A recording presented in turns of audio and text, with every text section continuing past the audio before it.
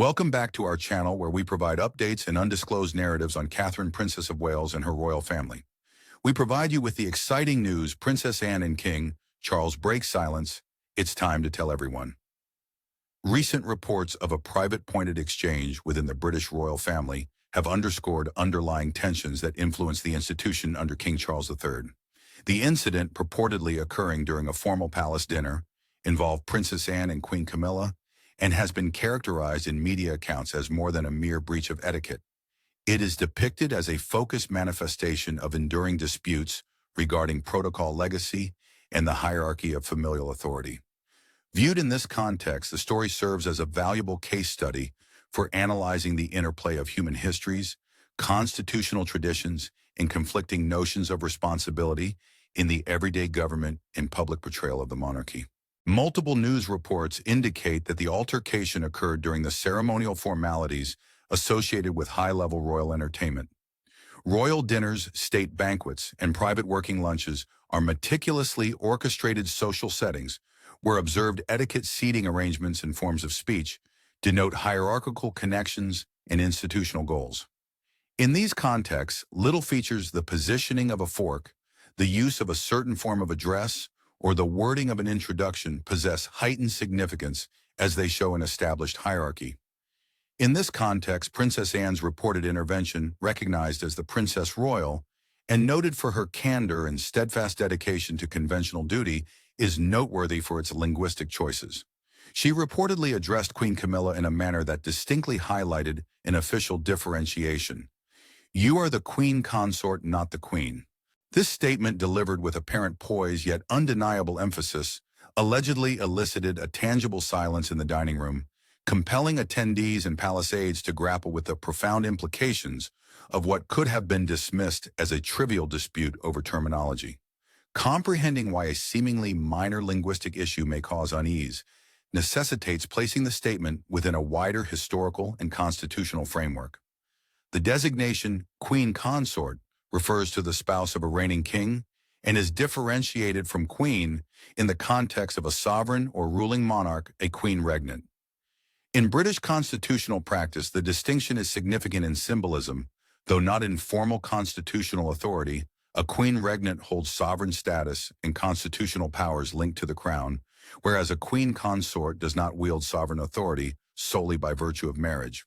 The consort's function has been traditionally and customarily defined by responsibilities of representation and patronage and support, rather than by official decision-making authority. The nuances of form and style are significant under a constitutional monarchy, where symbolism, continuity, and the meticulous management of public expectations have substantial political and cultural importance. The differences inherent in titles serve to define the bounds of authority visibility and the narrative of legitimacy that sustain the monarchy's status. The stated statements serve not just as a commentary on titles, but as a reaffirmation of a specific understanding of lineage, dynastic hierarchy, and the responsibilities associated with being born into the royal family. Titles serve as concise representations of historical roles and their associated significances. Queen Consort conjures an image of a supportive partner to a reigning sovereign embodying ceremonial importance without sovereign authority. Queen may suggest continuity of power and a public affiliation with the monarch's office, which some regard as more prestigious or quasi-sovereign. For a family whose public authority relies significantly on coherent symbols, a demand for terminological accuracy might serve as a principled declaration about the management of that symbolism and the alignment of personal behaviors with institutional expectations. Princess Anne's intervention may be interpreted as rooted in fidelity to the memory and articulated desires of her mother, the late Queen Elizabeth II. Prior to her passing, Queen Elizabeth II allegedly conveyed a sincere wish for Camilla to be designated as Queen Consort upon Charles's ascension to the throne. King Charles III chose to designate his wife as Queen Camilla, employing the more straightforward title in public and permitting the honorific to become commonplace. However, the differentiation between Queen and Queen Consort remains significant for some family members and observers who view strict adherence to traditional nomenclature as a reflection of respect for established protocols and the late monarch's wishes. For Princess Anne, whose sense of duty is intricately linked to family continuity and the symbolic integrity of the crown, the meticulous defense of such differences seems to be a matter of conviction rather than simple pedantry. The issue pertains not just to nomenclature, but also to the curation of the monarchy's institutional memory. Queen Elizabeth II's long reign exemplified continuity within a changing society. Her moderation in public affairs, her judicious handling of ceremonial responsibilities, and the careful cultivation of certain titles and styles all contributed to a steady constitutional narrative. For those who see the monarchy as a representation of historical continuity, the apparent deterioration or careless misinterpretation of these rules may indicate a decline in the symbolic framework that supports royal legitimacy. Consequently, Princess Anne's alleged fixation on artistic correctness is seen by its members as a safeguard of a specific method for maintaining the crown's integrity.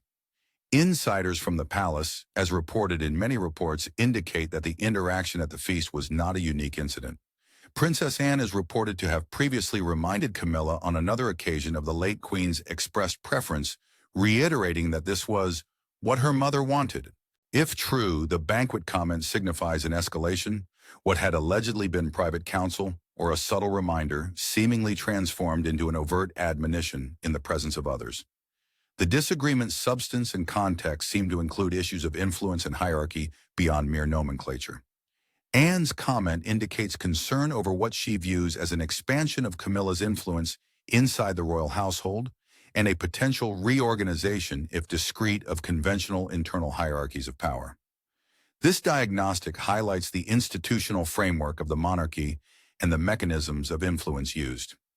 In the sovereign's household authority and influence are conveyed via official positions, the private secretary to the sovereign, the Lord Chamberlain and the master of the household, as well as through informal avenues such as personal connections, patronage, and the distribution of favor. The private secretary is a senior official responsible for managing the sovereign's public schedule and coordinating with government and household personnel. The Lord Chamberlain is tasked with responsibilities concerning court ceremonial access and the organization of state events, and the master of the household supervises domestic and hospitality arrangements. The importance of close personal advisors, confidants, and trustworthy aides enhances these official posts. A senior royal considered to be gaining influence, whether by closeness to the Queen, public engagements, or management of significant patronages, can be regarded as altering the balance of internal dynamics. For those dedicated to maintaining an established hierarchy, such changes are not impartial. They evoke concerns over precedent, the sidelining of enduring responsibilities, and the narrative around the monarchy's public image. This interpersonal tension positions King Charles III in a precarious mediation role. He is tasked with maintaining family unity and continuity, while also supporting his spouse, who is his primary partner, in representation and constitutional responsibilities. His choice to affirm his wife's title as Queen Camilla was a clear and intentional action to strengthen her position, therefore clarifying public uncertainty over her role. The reported subtle dissent of a distinguished senior royal, such as Princess Anne, indicates that beyond the facade of public unity, unresolved matters of allegiance, personal recollection, and divergent notions of appropriateness persist. The dinner disagreement, while not extensively reported at the time, serves as a microcosm of the continuous conflict between tradition and adaptability within the modern monarchy. Engaging in such conversations requires a meticulous equilibrium. The sovereign has significant latitude in bestowing titles and shaping public positions for family members. Nonetheless, the monarch must be cognizant of the institution's vulnerability to public opinion and the importance of historical continuity. The settlement of disputes, whether by private mediation, the reconfiguration of public responsibilities, or the gradual realignment of personal relationships, can be protracted and dependent on interpersonal diplomacy as much as constitutional formalities. The royal family's ability to project a cohesive, unified image often relies on subtle concessions and the moderating effect of those who prioritize institutional obligation above personal sentiment. To understand the significance of Princess Anne's alleged position, it is essential to examine her public life and the institutional prominence she has established. Throughout a career of 50 years, the Princess Royal has established a reputation as one of the most reliable and diligent members of the royal family. Her attitude to duty is marked by severity, discipline, and a focus on the real provision of service rather than superficial displays. Statistical records of engagements highlight this fact. Estimates indicate that she has conducted over 20,000 public engagements since commencing her official duties at 18, with a verified total of 1188 engagements from 2002 to 2022, surpassing any other senior royal during that two-decade period. These quantitative markers of persistent activity reinforce the perception of Anne as the epitome of continuity and operational diligence inside the organization. Anne's selection of causes and her approach to ceremonial duties have fostered a public image characterized by stability rather than ostentation. Her patronages include a diverse range of industries, including sports organizations, scientific institutes, disability charities, and historical conservation groups, demonstrating a professional and active dedication to entities that need both sustained monitoring and occasional celebrity involvement. She has held the positions of president patron or patron-in-chief for several organizations. Her enduring affiliation with Save the Children, for example, has lasted for decades and involved her in significant humanitarian matters. She oversees patronage of over 300 groups across several sectors and has consistently advocated for topics necessitating ongoing attention. This ongoing engagement reinforces an institutional narrative wherein senior royals serve as guardians of continuity, preserving a network of relationships that persists through governmental and societal transformations, thereby ensuring the Crown's presence in civic life is viewed as stable and dependable. Her disposition is often characterized as forthright and unemotional traits that have garnered praise, while also leading to media misunderstanding. Anecdotal instances exemplify this tendency. In 1982, at the badminton horse trials, she admonished intrusive photographers with the curt expression, "naff off," an event extensively reported by the media that encapsulated her inclination for candor above feigned charm. Anne's choice with her former spouse, Captain Mark Phillips, to withhold royal titles from their children, Peter Phillips and Zara Tindall, further illustrates her pragmatic disposition. This decision has been characterized by Anne and observers as an attempt to provide her children with greater privacy and normalcy, distancing them from the immediate responsibilities associated with formal royal titles. It has also been perceived as a commentary on service and the challenges of public life, rather than a renunciation of duty. The Princess Royal's public service has included continuous lobbying, global participation in the management of patronages. Her affiliation with Save the Children, where she has held the position of president since 1970, exemplifies a sustained dedication to intricate humanitarian challenges, including starvation, displacement, and childcare. She has conducted goodwill trips and represented the Crown on an international scale, often emphasizing underreported areas. Her pragmatic approach encompasses public presentation. She is noted for a restrained and sustainable style of dress, often re-wearing garments over decades and preferring British-made designs, frequently with equestrian influences, thereby embodying a model of duty and modesty rather than ostentation. However, Princess Anne's record of service has not escaped public scrutiny. In 2002, she became the first senior royal in modern history to get a criminal conviction, having pleaded guilty to an infraction under the Dangerous Dogs Act when one of her dogs wounded 2 children. The occurrence was significant for its infrequency, but did not overshadow her extensive public achievements. Rather, it was integrated into a public narrative of a royally sanctioned existence that yet faces typical challenges of legal and social responsibility. The interplay of her military record, personal decisions, and public image elucidates why her purported involvement in Camilla's title would possess significant symbolic weight inside the royal milieu. The claimed discord between Princess Anne and Queen Camilla cannot be comprehended independently of the extensive personal history connecting Anne Camilla, King Charles, and Andrew Parker Bowles. The network of ties among these individuals in the late 1960s and early 1970s created an emotional framework that still influences interactions and perceptions decades later. Before Camilla Shan's association with Charles, she had a tumultuous relationship with Andrew Parker Bowles, a cavalry lieutenant. While Camilla and Parker Bowles were separated, Parker Bowles allegedly had a romance with the young Princess Anne. Biographical sources indicate that Anne and Parker Bowles maintained a profound personal bond characterized by common interests, particularly in equestrian activities, and a prevailing sentiment among contemporaries that a long relationship may have been feasible. The prospective alliance was ultimately limited by religious and constitutional considerations. Andrew Parker Bowles was a Roman Catholic, and at the time the Act of Settlement, 1701, and other regulations essentially barred certain lines of succession from marrying Catholics, hence exposing dynastic and constitutional complications.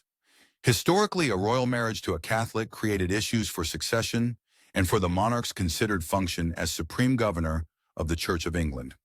These obstacles allegedly led to the termination of the relationship, a consequence that, according to biographers and onlookers, left Anne disheartened. It is essential to acknowledge that some legal restrictions have been amended. The Succession to the Crown Act, 2013, eliminated the disqualification associated with marrying a Roman Catholic. However, the sovereign remains prohibited from becoming a Roman Catholic under existing regulations. The historical significance of those prior limits, however, influenced personal choices and familial paths for decades.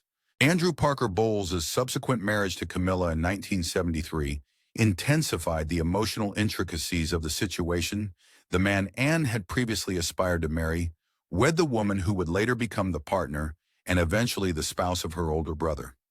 When Camilla subsequently resumed her connection with Prince Charles, the interpersonal dynamics among Anne, Charles, Camilla, and Parker Bowles were intricately interwoven with layers of personal history, loyalty, and competition.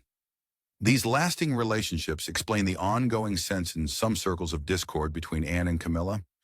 Anne's enduring connections and the prominence of established social networks within aristocratic circles are aspects of a collective history which are not readily separated from contemporary views of closeness and loyalty. Public scrutiny of Anne's dealings with Camilla often characterizes Anne's demeanor as aloof or reticent. During Charles and Camilla's civil wedding in 2005, media analysis concentrated on Anne's posture and demeanor, interpreting certain gestures as implicit signs of displeasure. As the public gradually acclimated to Camilla's elevated position, first as Duchess of Cornwall and then as Queen Consort, Anne seemed to maintain a calculated distance. This difference is never dramatic. Instead, it is conveyed via formality, posture, and the maintenance of personal networks that signify divergent allegiances and a certain understanding of royal identity. Princess Anne's position is partially based on a fundamental commitment to the concept of blood within the monarchy. Being born into the royal family rather than entering it via marriage, she is often characterized by a belief that her intrinsic rank is fundamentally different from that of those who marry into the house. The conviction in the supremacy of family and custom was clearly evident at King Charles's coronation.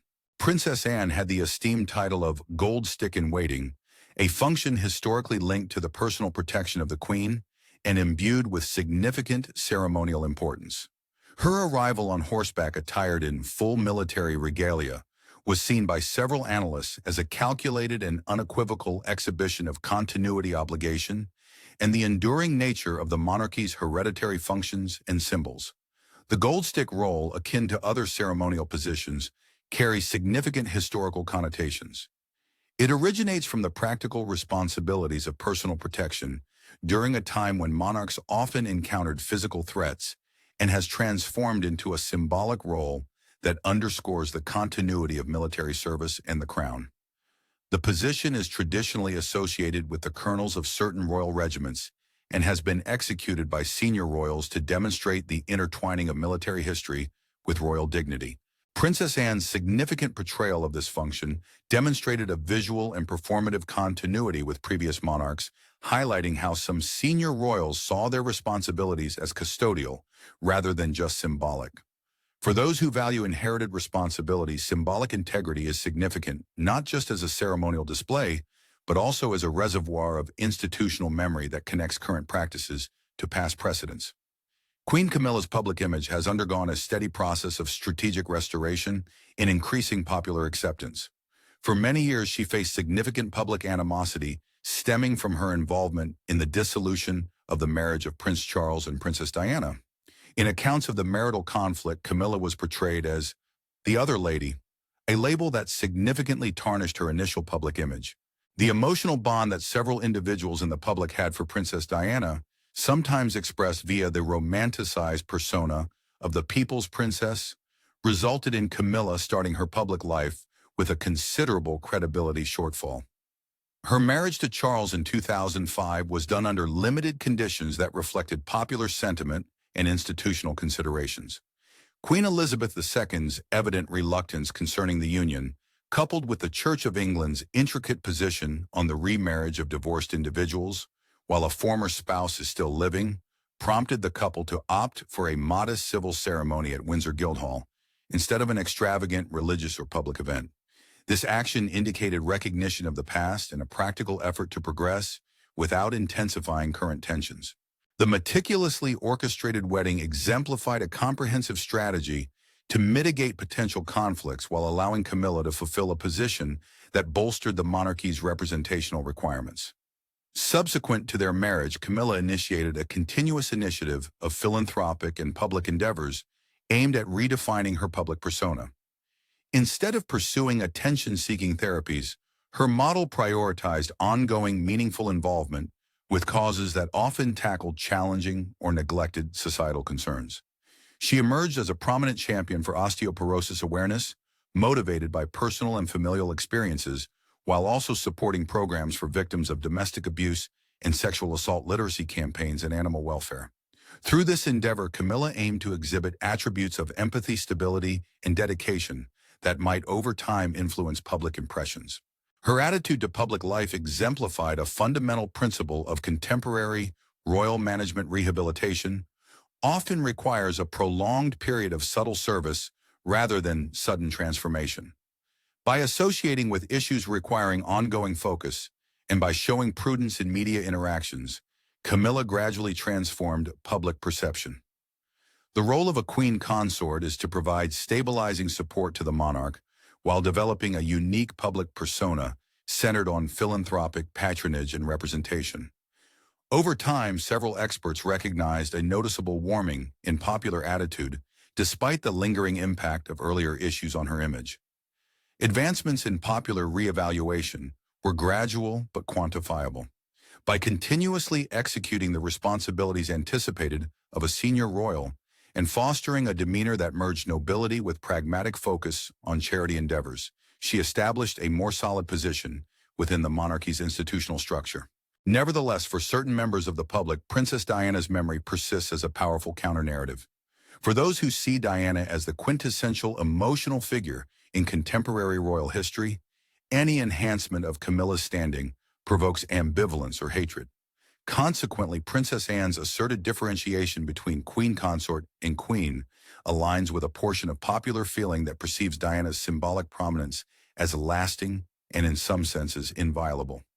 The interpersonal issues involving Camilla extend beyond her connection with Princess Anne to include the subsequent generation of royals, notably Prince William and Catherine, the Princess of Wales.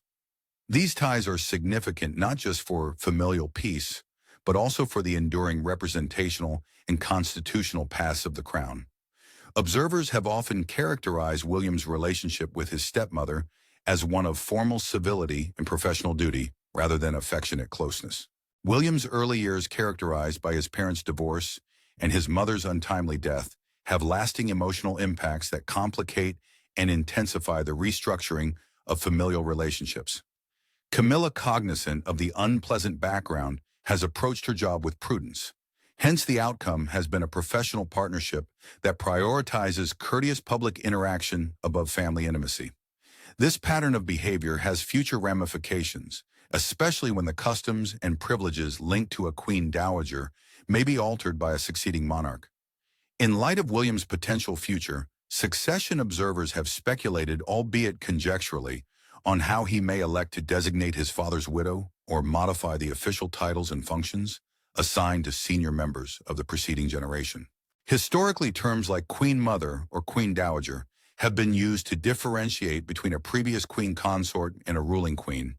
Nevertheless, their application is not automatic, as it is influenced by precedent, individual choice, and the communication requirements of the monarchy in a certain period. Subsequent modifications will be guided by public response, constitutional appropriateness, and the aim of maintaining a consistent succession narrative. Although some have suggested reverting to a title that better reflects Elizabeth II's sincere desire or other formal concessions, these conversations highlight unsolved issues of how personal allegiance, dynastic memory, and popular emotion may influence future institutional arrangements. They also disclose the degree to which personal connections within the royal family are intertwined with overarching issues of institutional continuity and public legitimacy. The decisions of a new sovereign on the presentation and public function of senior family members will convey priorities and serve as indicators of the monarchy's tone and direction during a new reign. The relationship between Camilla and Catherine has been regarded as delicate, marked by subtle rivalries and contrasting public personas. Catherine, once known as Catherine Middleton, during her tenure at St. Andrews has garnered approval from both the late Queen and significant portions of the public. She has received acclaim for her composure, relatability, and the deliberate building of a public persona focused on significant societal concerns, including mental health and early childhood development. Catherine's public reaction draws comparison to Princess Diana's blend of approachability and activism. This relationship, justified or not, has sometimes highlighted differences with Camilla, whose extensive journey for public rehabilitation has been marked by prior controversy. The ongoing popular admiration for Catherine and the symbolic significance of her position as a harbinger of regeneration within the royal narrative need a constant negotiation of Camilla's presence and importance. The talks are not only personal, they are institutional, since the monarchy functions at the convergence of private familial matters and public constitutional responsibilities. The distinct roles of Anne, Camilla, and Catherine, with Anne representing tradition and institutional discipline, Camilla striving to rehabilitate and redefine a contentious public persona through service, and Catherine exemplifying a contemporary modernized monarchy, underscore the primary challenge confronting the crown today. The problem is to harmonize the gravitational influence of history, memory, and ceremonial continuity with the demands of adaptability, public expectation, and generational change. The public aspect of these intra-familial connections is crucial, since the monarchy's legitimacy mostly stems from symbolic unity rather than clear policy power. In a constitutional framework where the sovereign's political roles are mostly ceremonial or executed upon ministerial council, the monarchy's enduring significance hinges on its ability to represent a collective cultural identity and serve as a stabilizing force. When senior royals are seen as discordant, or when private disputes become public, their symbolic capital may be challenged. In contrast, well-orchestrated demonstrations of solidarity, ritual, and synchronized philanthropic involvement may restore that capital. The alleged dinner exchange presents a reputational risk not just because of its indication of personal unrest, but also because it reveals the underlying tensions that might affect the public perception of institutional unity. Historical comparisons elucidate the implications.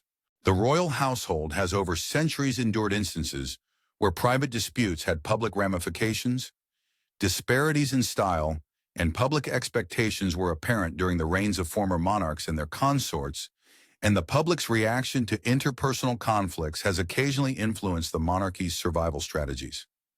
The abdication crisis of 1936, the tumultuous interregnums between individual inclination and constitutional obligation, and the media scrutiny of the late 20th century all illustrate how familial connections may have significant institutional influence. These instances emphasize why older royals, seeing themselves as guardians of tradition, may respond vehemently to perceived alterations in the symbolic hierarchy. In summary, the alleged altercation between Princess Anne and Queen Camilla, if correctly depicted, serves as a specific manifestation of the enduring tensions that have historically surrounded the British royalty. It reveals that considerations of title influence and symbolic precedence are not only procedural, but are driven by human histories, constitutional precedents, and varying interpretations of service. The episode highlights the ongoing importance of ritual language and the meticulous control of public identity inside an organization whose legitimacy partially relies on perceived consistency and continuity. As the monarchy advances under King Charles III and anticipates the potential succession of the next generation, The resolution or continuation of these issues will directly impact its ability to portray a cohesive image to the public. The collaboration among senior royals, as well as their interactions with emerging figures like Prince William and Catherine, will be crucial in influencing public trust in the Crown's significance and stability. The monarchy must reconcile conflicting demands of inheritance, personal allegiance, and institutional authority by gradual adaptation, legal modification, or the steady evolution of popular mood. The banquet exchange is not merely an isolated act of incivility, but rather a significant manifestation of a continuous negotiation, a negotiation between past and present, between birth and marital status, and between the private allegiances that uphold family life and the public roles that support the monarchy. Thank you for watching the video. Please let us know your thoughts, and goodbye for now.